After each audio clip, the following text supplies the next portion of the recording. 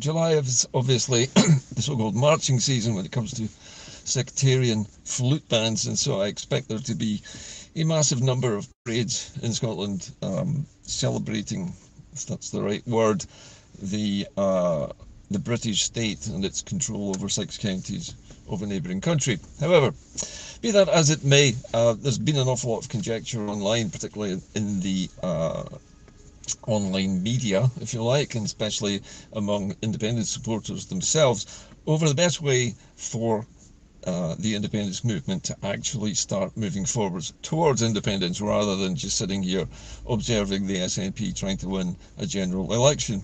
Now, the general election itself, as I've said before, really doesn't affect the cause of independence, other than as a bit of a morale booster if the SNP were to have a majority of seats.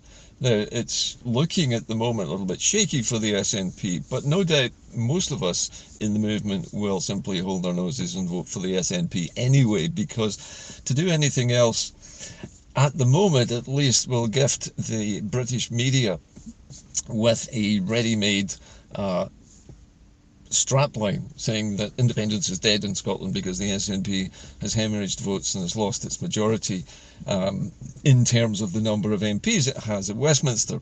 So in that regard, I suppose it's probably safe to say that most of us will simply vote SNP just out of habit, and just to try and maintain the SNP presence in Westminster as it is now, but without any clear process being explained to the electorate by the SNP about how we get to independence. And the more we talk about this, the more we talk about domestic politics and the way the SNP behaves, and whether the next general election in Holyrood might be a better place to try and secure a vote for independence,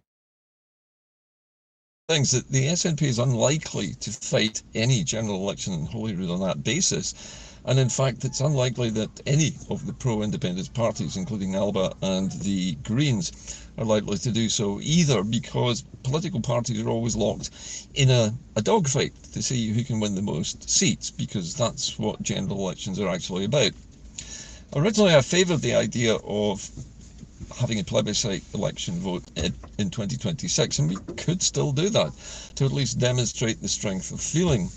However, it is not likely to lead to independence, and the United Kingdom would reject it roundly, just in the same way that they would reject any kind of majority at Westminster, as being any kind of indication that there should be independence granted or given or conferred by the mighty United Kingdom on Scotland. It's not going to happen. We know it's not going to happen because there's too much economically at stake for the United Kingdom to do so. But there are other ways of doing this, and as you know, I'm associated and a member of Salvo, the organisation which has been researching Scotland's case in the international arena, and is putting together a dossier of documents, historical and factual documents, which record Scotland's actual status right now, based on historical facts, rather than on a story concocted by the United Kingdom to try to convince us that we are no longer a country and that we are part of this bigger country called the United Kingdom. Now, I'm not going to get into the semantics of arguing that, but what is more important, I think, is for Scotland to demonstrate, particularly to the United Nations, first of all, that it does have the right to self-determination, because we can prove that we are effectively a colony of the United Kingdom. Now, when I say effectively a colony, the United Kingdom is never going to admit that we are a colony. However, they have done everything by the book in terms of colonisation of Scotland, as they would have done in any other country which they've colonised in the last few hundred years. They have moved their own people into Scotland. They have seized control of its resources and are exploiting them for the benefit of London, of the Treasury. They have not paid any reparations to Scotland for the use of these resources. These resources are not included in the original Treaty of Union and therefore are unlawful. The list goes on, and then we have the control over political levers in Scotland. We don't have any control over how we're funded, for example. Our taxation is already fractionalised. Parts of it are taken away and we never see them again, and they're spent elsewhere by the United Kingdom government, and we have no say in that, whether these expenditures are beneficial to Scotland or not. In fact, many of them are not.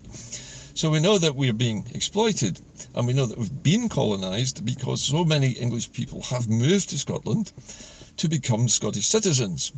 And there are many people amongst the independence community who feel that the massive influx of settlers, as they're called by some people, into Scotland, and the fact that they were allowed to vote in the referendum in 2014 was what swung it against independence.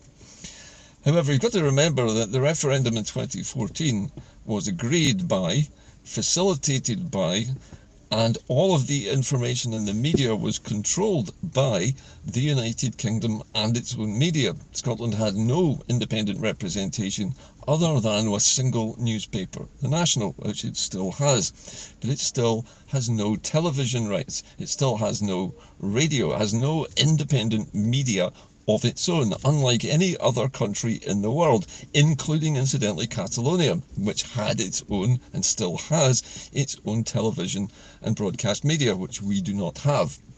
Now, the only reason why a state like the United Kingdom would deny a country like Scotland its own media is because it fears what will be conveyed in that media, and it doesn't have any control over the editorial. So in the round, if you take all of these things together and you take into account the fact that the Treaty of Union was not signed after a democratic event, and that the massive majority of the population of Scotland actually rioted when they heard that the Union Treaty had been signed by, I think it was 16 negotiators who weren't even, as far as I know anyway, elected by anybody at all. So Scotland did not voluntarily join the Union, and we can prove that in the historical documents. So in the last 300 years, people often ask me, how many times has the Union Treaty been broken? How many times has the United Kingdom broken its terms and conditions? Well, many, many times is the answer to that. And on none of these occasions has it resulted in the treaty being annulled. And that's simply because might is right. The United Kingdom has the massive majority of power. And even our MPs are outnumbered 9-1 in Westminster. And the Holyrood Parliament was set up as, I think, a colonial garrison, really, a colonial administration for the administration of the Scottish colony, which they don't call a colony, of course.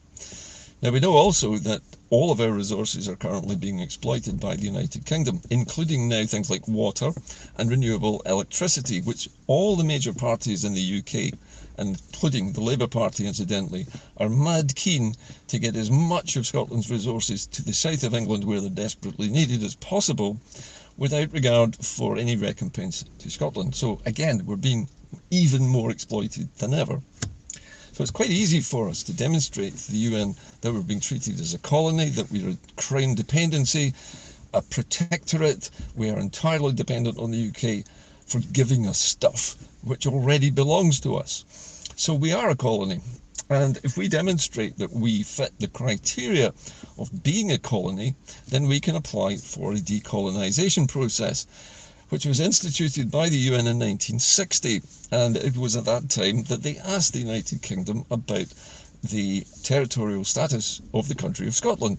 And the UK lied and said that it had voluntarily joined the Union and therefore basically given up all of its rights.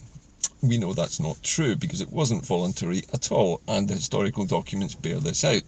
All we need to do is present them to the right people in the UN and apply for decolonisation. It is a tall order. It requires representation, it requires careful documentation, and it requires top legal representation in the International Court of Justice first to get an advisory ruling which states that Scotland is a colony of the United Kingdom and will make a formal request to enter the decolonisation process. Now, the reason why I think the decolonisation process might be better is that the process itself is not under the control of the United Kingdom, and it cannot be, because the whole point of decolonisation is to make sure that the dominant country, the one which is doing the colonising, has no influence over the procedure whatsoever. There will, of course, be negotiations about things like reparations, about payments for stuff that's already been stolen and taken and sold, and to make, I think, some kind of reparation for all the trouble that has been caused over the past 300 years and all the losses which have accrued to Scotland. Plus the fact that many Scots have been forced to emigrate, been forced out of their homes, been cleared from their land, they've been killed, they've been persecuted, been shunted about from pillar to post. All kinds of things have been done to the people of Scotland that require reparation, we require compensation for, and that forms part of decolonisation. But because it's a long-term process, it doesn't happen overnight, it takes many years, the process is slow enough that there are no sudden economic shocks, either to the people of Scotland or particularly to the rest of the United Kingdom. So as far as London is concerned, this process is going to take a long time. It goes step by step. There are negotiations about how much of Scotland's resources England is responsible for paying back to Scotland, some reparation, and also about the continued use of these resources while this process is ongoing, and the eventual transfer of ownership of resources back to the people of Scotland to whom they belong. So all of this takes time, and because it takes time, it is much easier for both sides, in fact for the Scottish side and the English side, to come to terms, because an outside organisation, international organisation, is in charge of the process and is steering it along. And neither the United Kingdom nor Scotland has any great influence over what happens in the process. It goes through a particular time frame of steps. Now, during those steps, as we know, certain other countries have actually already used this technique to become independent of the United Kingdom. I think Bermuda is the last one, actually, that I can think of, which finally cut the ties with the UK and became independent. And it joins over 60 other countries which have gone through similar processes, some longer than others, some on their own, and some via this route.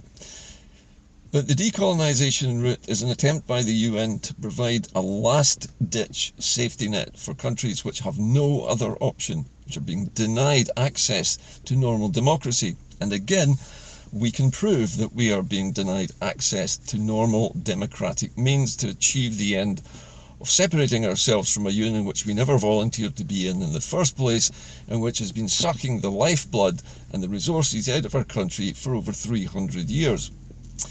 So, to my mind at least, although this seems like it's a long way in the future, and it may well be another decade before you start to see the fruits of the labours here of the UN, it's a process which is entirely independent of the UK. They cannot control it. Their media can't do anything about it. Their politicians will not have any influence over the decision making of the organisation itself, because it's a particular department that works in a particular way, and it is meant to be independent of everything else.